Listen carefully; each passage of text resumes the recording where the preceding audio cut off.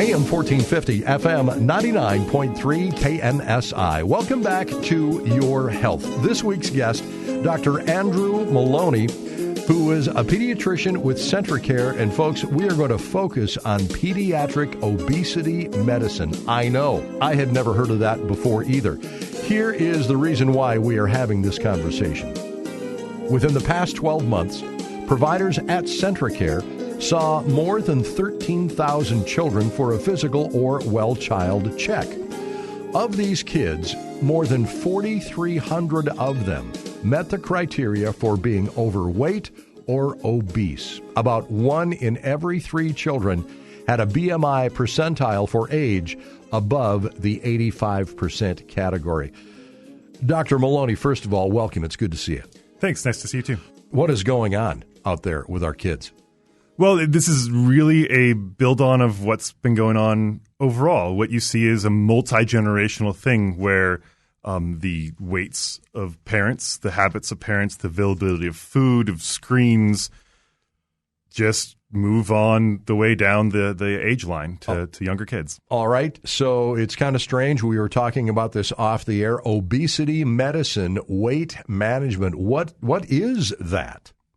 So it's taking so I'm a pediatrician and work most of my days in general pediatrics. Sure. And then one day a week I go and at the lifestyle health that CentraCare has there, we see kids who are having problems in this arena. And I went through some specialized training, some special tests beyond my pediatrics to which is not yet very specialized in pediatrics. There are a couple residencies around the country that are just starting up and learned how to deal with weight management for these patients. Well, it's easy to recognize, see a child that is carrying around too much weight, easy to see a parent that is carrying around too much weight, right? But we want to get to these people, both moms and dads and children, before that happens. Yes, and really I would actually encourage people not to see that. You almost want to put blinders on for that. How so? Why? Really, because if you are noticing it, it's not the beginnings of a problem, it's the end stages. Okay. Really, the numbers are what we go by. I, in the clinic, really never try to judge, is this kid over, under, anything like that. I see. Our eyes just aren't very good at that. And so I really try, just to personally myself, not doing it and would encourage others not to do it. It's best to go by the numbers of how the weight and height match for different ages. It's best then to look at the BMI. Some of the things that we're going to talk about here, how to develop weight loss goals for kids, healthy goals in general, also healthy habits that are important for everyone, not just children, but for moms and dads as well. So other than noticing my son or daughter is getting a little flabby, right, and we don't like to look at it in those terms, we don't have BMI, indices and scales and all that kinds of stuff at home, right? Yeah. Is this all part of a well-child checkup then, regular routine maintenance, just like we're going to get the oil changed in our car? We've got regular maintenance that we have to do with our kids. That's exactly what I'd have parents focus on, is that if you're getting your kids into their yearly annual check, that's going to be measured, that's going to be discussed. You'll be able to see how your child trends over time, and that's the real key to noticing this early. Sure. I'm not a fan of keeping kids active just to keep them active. Right? Let's get my kid involved in every single sport that there is. I think that's a little overkill. On the other hand, making sure that they are physically active really can be a family affair kind of thing. It should be fairly easy to do. Am I right in talking that way? And I like exactly the way that you put that. The family affair, that the parents are getting out and being active with the kids, is maybe one of the most important things. That think if you're a parent, like, it's not just signing the kid up for baseball, but going out and throwing the ball with them, having some fun. And the second point would be the fun part, is that I can't ask a kid to go do 30 push-ups. I'm not going to do 30 push-ups every night, maybe for a couple nights, but not for much longer. Right. It's finding something that they find fun. And something you can find fun to do with them, whether it's a walk, throwing a baseball, swimming, anything, is great. Now, who is going to bring this up? I bring my child over to see the pediatrician, and I may think that there could be something going on. Would I talk with a pediatrician without that child in the room? Or how do we get this whole conversation going?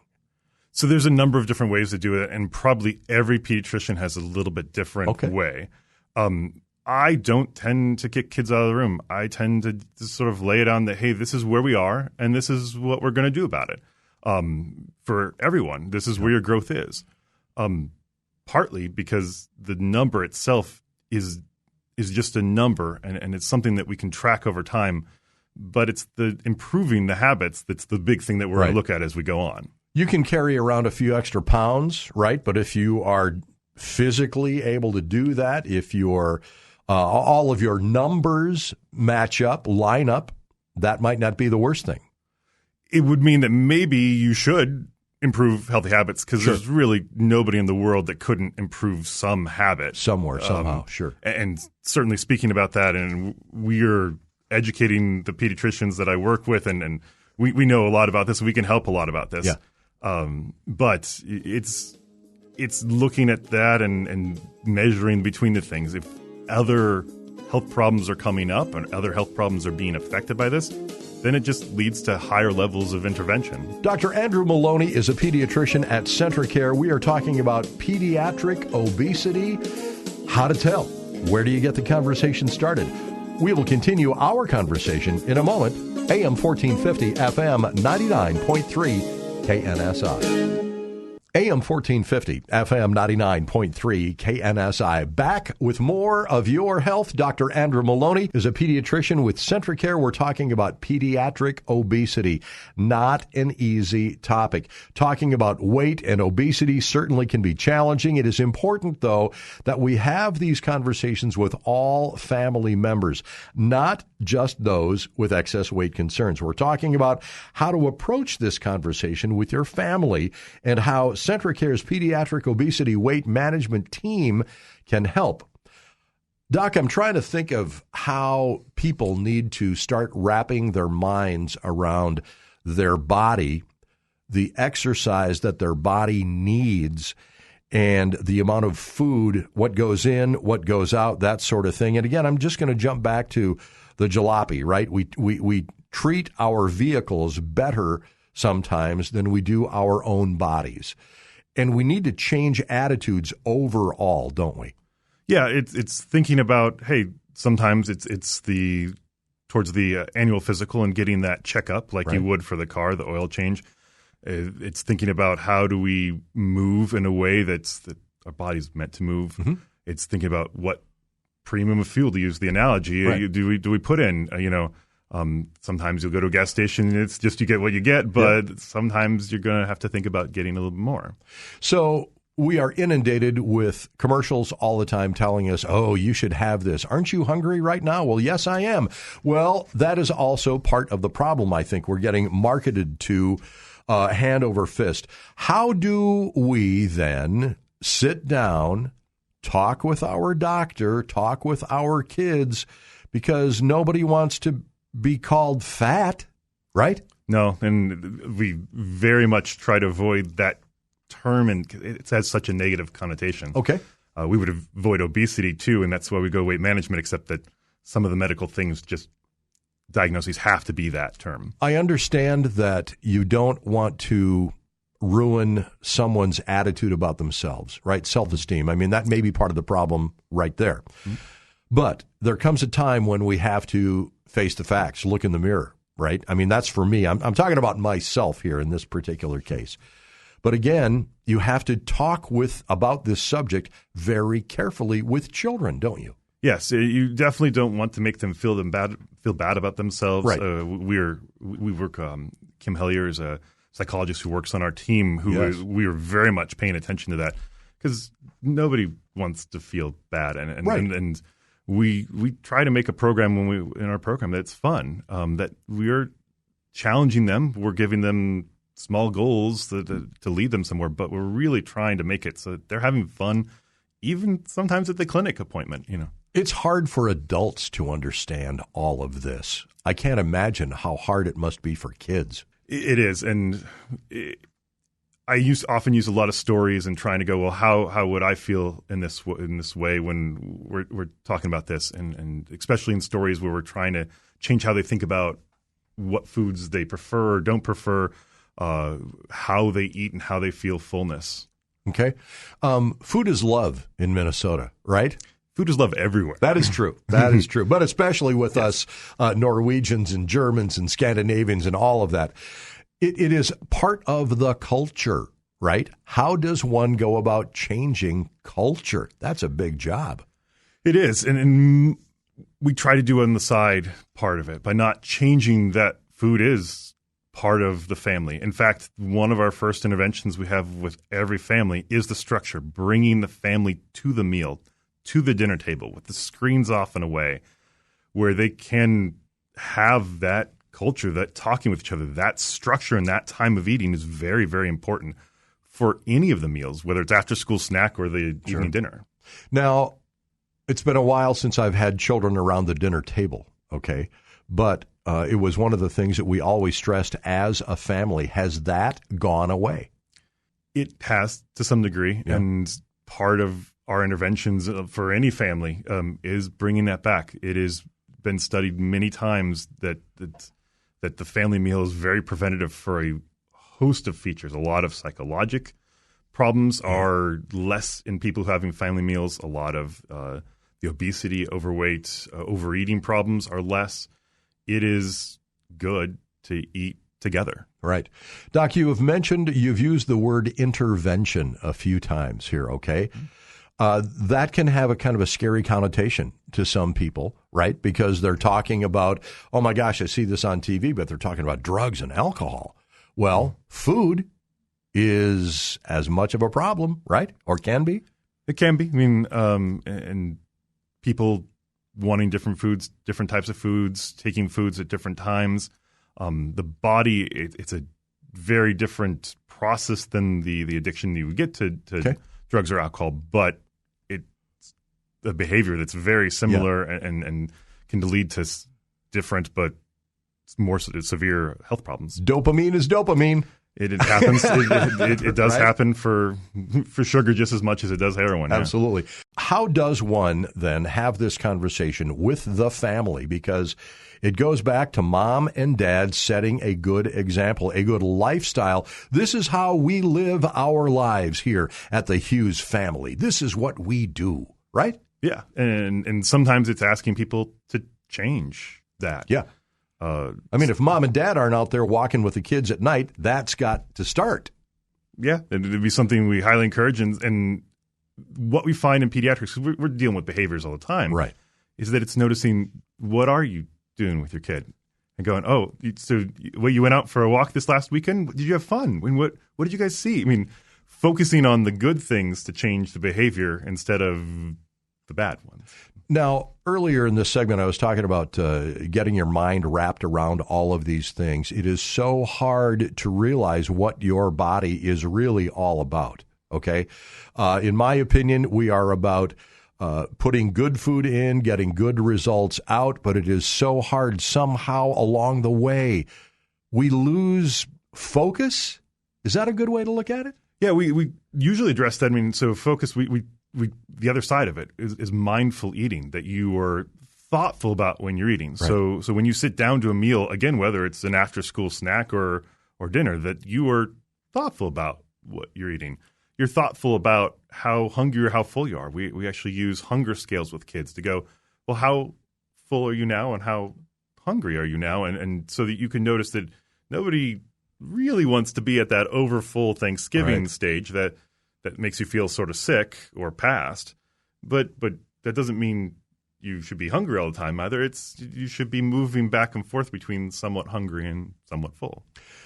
When you sit down and talk with kids and parents about eating the proper foods, do you use the word diet at all? Often when I use diet, I'm comparing it to a koala bear's diet. Really? Because the koala bear eats eucalyptus leaves. Everybody sort of learned that in school. Right. And they're so cute and cuddly. Yeah. And you know that, hey, that if I had a koala bear at home, I'd be feeding eucalyptus leaves. Sure. And using it more in the terms that for humans, well, we should eat a human diet if a koala bear eats a koala bear diet. And that a human diet includes a mix of fruits and vegetables, includes protein and fats. Because without that stuff, we wouldn't survive. It would include water. We're made mostly of water, and Sure. we need a lot of it per day. You know, I'm starting to see how this whole thing would work, especially if you compare animal babies to people babies. It just makes perfect sense. Yeah, I mean, and when you're talking about the littler the babies, the parents are very in control of their diet, Right. the same as a zookeeper would be at a zoo. Exactly right. And that's often a stage where things haven't been as bad. They're going through those fruits and vegetables at those early stages. Then later on, the kids trying to judge where they have power is what they can eat. Get a little older. They've seen Flexing the a commercials. few muscles. Exactly right. I'll have pizza, please. You keep your broccoli. Yeah. Dr. Andrew Maloney is our guest. We are talking about pediatric obesity, and here is why. Within the past 12 months, providers at CentraCare saw 13,700 children for a physical or a well-child check. Of these, more than 4,300 kids met the criteria for being overweight or obese. About 1 in every 3 had a BMI percentile for age above greater than 85%. We have a problem, and we're talking about it on Your Health, AM 1450, FM 99.3, KNSI. We'll be right back. AM 1450, FM 99.3, KNSI. Welcome back to Your Health. Our guest today, Dr. Andrew Maloney. He is a pediatrician at CentraCare. We are talking about pediatric obesity medicine. Yes, folks, pediatric obesity medicine. How long, Doc, have we been concerned about kids and obesity rates? It's been going on as long as I can remember. Yeah, I think the first real look into it was in the early 80s, and it's just been increasing past that time. Yeah, we're not listening, are we? It's getting difficult, yeah. Yes, all right. What do we do? How do we get the ears of moms and dads? And do you see a correlation between mom and dad being overweight, obese, and their children? Yes, of course, yeah. Lifestyle? So some of it's lifestyle, some of it's genetics. There are genetics that affect some of the hormones in this system. Right. That some of these hormones we've discovered in the last 10, 15 years. Sure. About how they affect hunger and food and fullness. And it's something called epigenetics. So not which genes you have, but which genes are turned on, which are affected by a whole host of things. Very much so, yes. Right. So how do we get mom and dad to start turning their ship, because that's what's going to turn the kids' ships? Their structure, both in terms of how they're offering food, exercise, screens, sleep, and how they're modeling that behavior for the kids, have huge results. Right. You mentioned screens a bunch of times. Is that the nemesis of childhood obesity these days? When you get a screen on, I know before we had kids, sometimes we would just leave HGTV or one of those channels on. Right. And if you've ever walked through a room and seen a commercial you've seen 1,000 times and your body just stops and you don't want to, you want to just walk through to what you were going on to. Right. But now you're stuck watching a commercial that you've seen 1,000 times because your brain just has been drawn into it. And that having that screen on all that time, that really does that. And so it doesn't mean no screens. Our goal is usually less than 2 hours a day of screens. To limit the amount that's affecting activity, movement, everything else. You know, I'm seeing a little play in my head here that everyone we are up at this time, we are exercising for 2 hours, we are eating this, we are not eating that. Okay, kids, life is way too regimented now. That'd be really boring, wouldn't it? Yeah, but think of school. I mean, sure. School's regimented, but every day is a little bit different. There's a different curriculum and different things. We try not to talk about kids foods that they can't have as much. I mean, sugar beverages, we try to minimize that as much as we can. But like ice cream, I often talk about ice cream. And I love ice cream. Yeah. I just shouldn't eat a quart of it every night. That is correct. Yeah. Right? Or in the every night being a big part of that. You know? Okay, so when you start speaking to children and actually have the dialogue with the children, what are some of the things that you do talk about? Fun. I talk about fun a lot. I mean, talk about what do you find that's fun? What can we do that's fun? Or what have you not tried that might be fun? Whether that's an activity, foods. There's a lot of kids that are holding off on certain foods either because it's the one thing they have power over, or because, well, there's definitely foods that taste better to any person than other foods. Sure. And so I tell them that that's normal, it's everybody likes certain things compared to other things. Yeah. But sometimes we have things that we don't like as much, and we still have them. My least favorite color, I still have shirts in that color. I still wear that color. Right. Sometimes, even though the other one might be my favorite. How do we bring this topic up not only to our children, but if we are concerned, how do we bring it up to you? So really one of the keys to this is to make sure you're getting those annual physicals with your pediatrician, your primary care provider, so that you can look at the numbers, look at it with them, go, where are we headed? Are we headed in a place that we should be more concerned? If that concern warrants more intervention, that's something like the pediatric weight management clinic's there for that. If it's just you're moving and everything's going good right now, but we need somewhat, that's beginning to work on these healthy habits, looking at what are some of the first things that we can do, whether it's the screen time, the activity, the getting structure into those meals where they're a little more regimented when you're eating and avoiding the snacking in between. Because after all, it is the health of your children that we are talking about here, isn't it? Yeah, the health of children, the health of the whole family together. Absolutely. Dr. Andrew Maloney, pediatric obesity medicine with CentraCare. Hard for me to even wrap my mind around all of that, that we have gotten to that point where we have pediatric obesity medicine. Dr. Maloney, thank you so much for stopping by today. You bet. AM 1450, FM 99.3, KNSI. It is all about your health and your kids' health, too. Thanks for being with us today.